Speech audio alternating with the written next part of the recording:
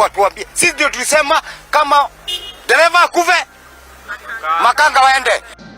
They are paid in the morning and at noon they are withdrawing the money in cash. You are aware that under our regulations you cannot withdraw more than 1 million shillings from the bank.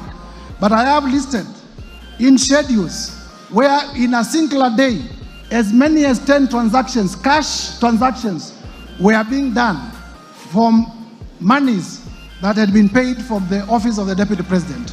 These are serious reasons to believe that the monies were being withdrawn for suspicious reasons. And for that reason, Mr. Speaker, I believe I have discharged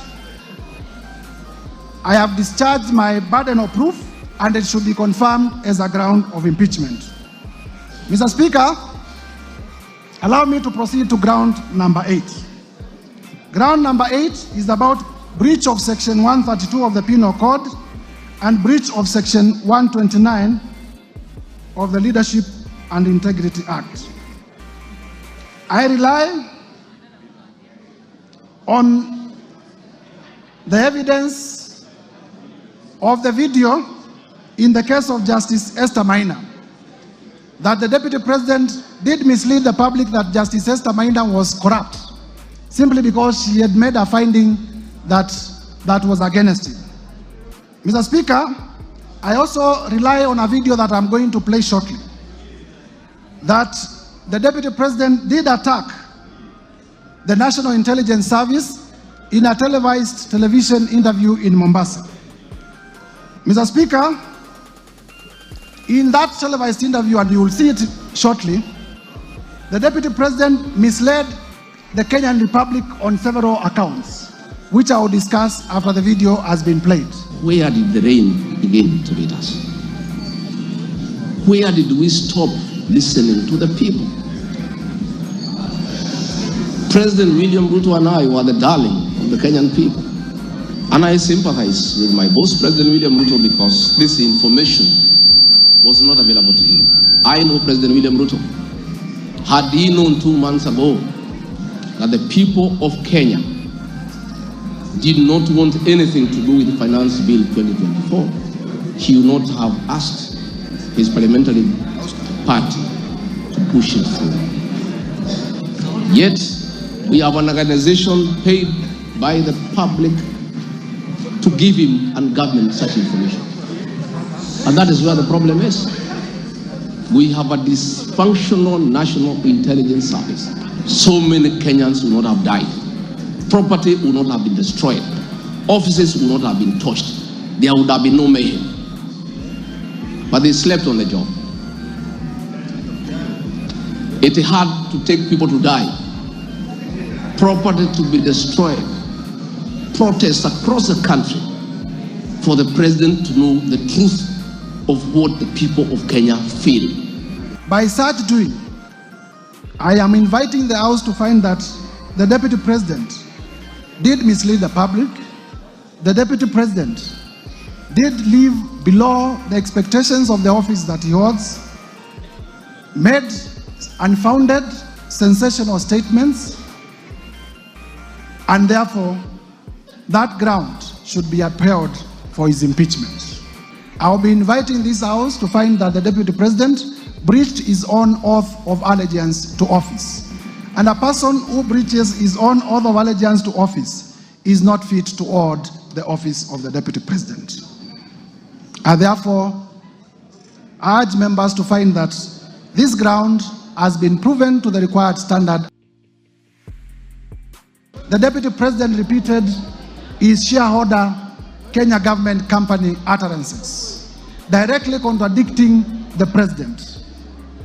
In that arrangement, Mr. Speaker, I am submitting that that is insubordination, and the evidence that we have tendered in the interest of time on record is enough to prove that ground, and members should be able to approve that the Deputy President, His Excellency D.P.Gachagua, has been undermining his boss, has been undermining cabinet, and therefore is guilty of the offense of gross misconduct in terms of insubordination.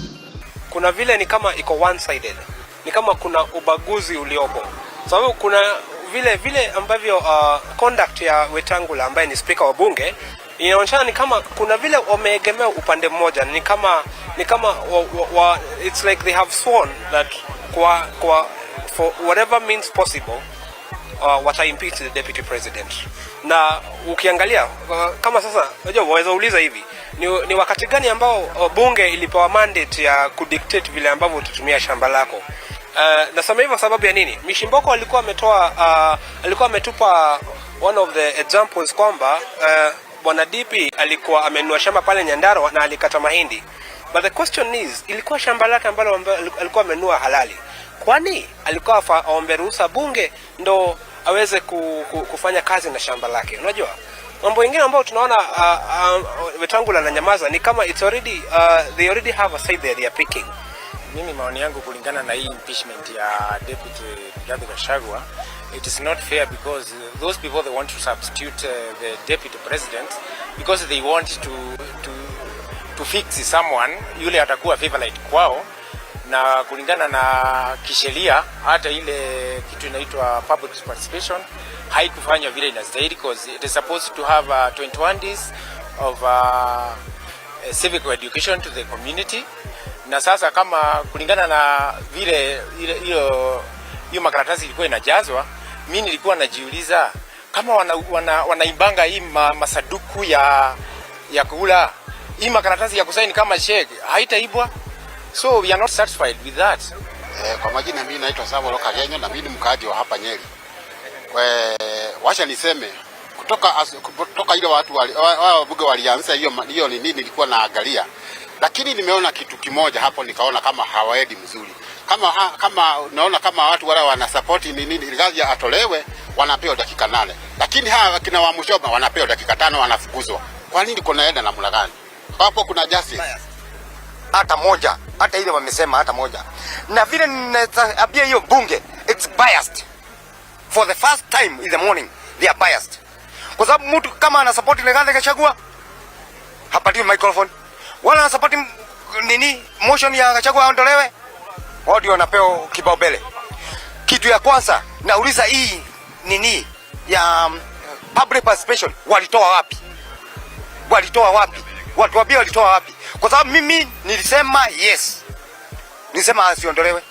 Alafu nakuta Nyeri ati ndio wako na ile percentage kubwa ati walitoa Gachagua.